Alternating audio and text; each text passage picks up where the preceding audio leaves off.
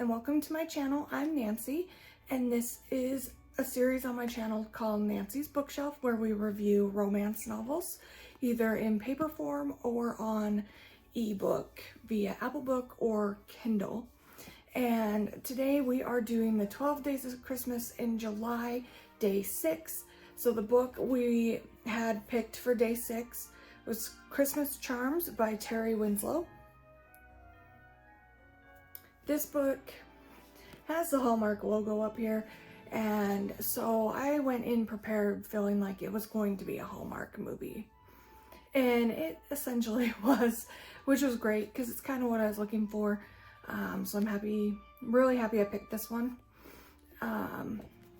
But to give you a little synopsis of the book, Ashley, who's the main character, she was supposed to be having the Christmas of her dreams. After working for 4 years in an upscale jewelry store in Manhattan, she's finally gonna get that velvet box of her own. Her boyfriend Jeremy, who for Christmas was taking her on a romantic trip to Paris. Can't imagine anything would go wrong with this scenario, especially with it being Hallmark. So instead, Ashley heads home to Owl Lake instead of going to Paris. On her trip home, she falls asleep on the train. She wakes up with an antique charm bracelet on her wrist. And she soon realizes every charm that appears on the bracelet is something that's going to happen in real life. And so the question becomes, what does that mean for her in her relationship with Jeremy, her boyfriend, or Aiden, her former high school sweetheart boyfriend, who's now the local firefighter in her town? And the question is, even though she's not going to Paris, can she still have a perfect Christmas? And the answer is yes, of course.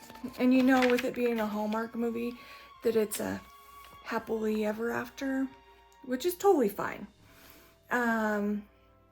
This book is a second chance romance, so you know that she's going to end up with Aiden, her high school boyfriend.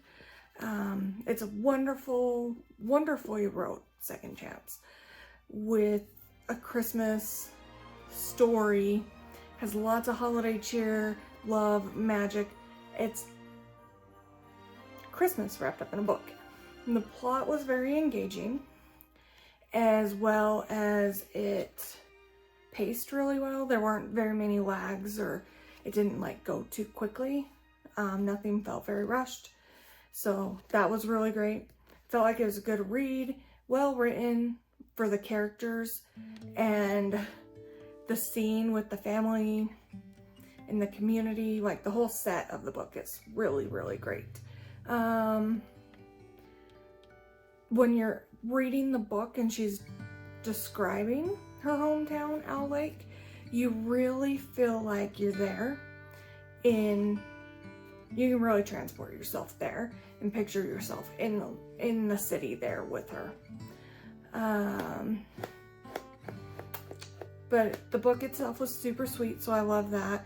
And the charm bracelet was a sweet kind of unique touch to the events that are leading up in the book. And oh, the golden retriever puppy with the red bow around his neck had my heart. Really, really loved that. I thought it was so cute. 10 out of 10, recommend this book for sure. And the quote on the back here says, she never dreamed her holiday would include her hometown, a dog, or a firefighter. And Aiden, her high school sweetheart, was a firefighter. So all in all, it kind of leads you to know that that's what's going to happen. Very predictable in most cases, especially if you know the format of a Hallmark movie. You know there's one female, there's 2 males, and there's always the boyfriend and the previous boyfriend. The one thing I didn't like was the scene in the coffee it's at the pizza restaurant, and when she finds out that Jeremy tells her he has a special night planned for them, and that night he, at the pizza restaurant of all places, is where he takes her the night before they leave on their fancy trip, and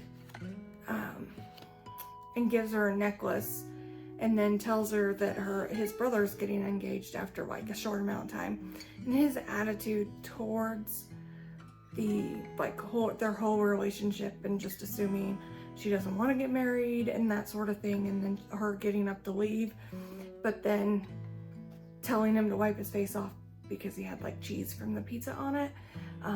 She was just way too nice to him for my liking, and you'd think after so long they would have communicated and talked to each other about that.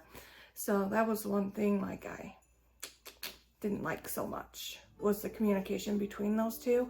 Didn't seem like it was there, but that could have been the intent of the book, to make you like think he was the evil guy, which in the end Aiden's the one she got together with, so he was kind of the evil one. So anyway, Christmas Charmed is super cute. 10 out of 10, recommend it.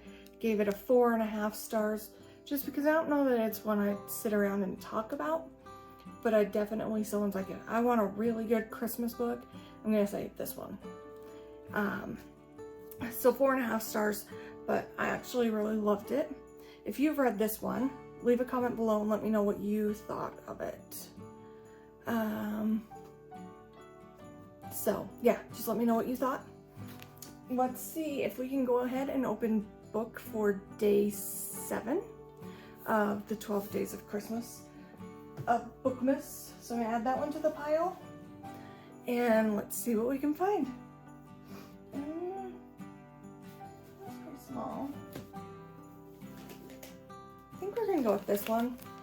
I really have no idea what any of these are, which has made this really fun because it's like a new book and it's a mystery. So it's been really fun to open them all up, even though they're all like right here and I just don't know what they are. Don't know the order.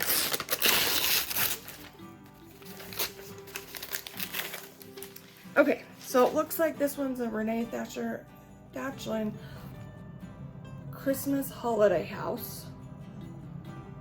And it's kind of funny because we just got done with the Debbie McComber, some of them, and she's got a quote on the top of it saying, it engages the reader's hearts and emotions, inspires hope and belief in miracles are possible. So this one, let's see, Abigail will start fresh in New York, but first she has to create an unforgettable Christmas for her young son in a picturesque Silver Bells, Colorado. She's hired to take on decorating the Christmas house. Ethan is gonna help her, which is the owner of the house grandson. So it looks like this one's gonna be a single mom Christmas romance.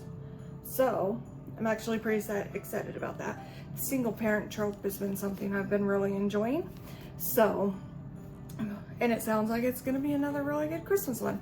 So let's go ahead and give this one a shot. I'll let you know in tomorrow's review what I thought.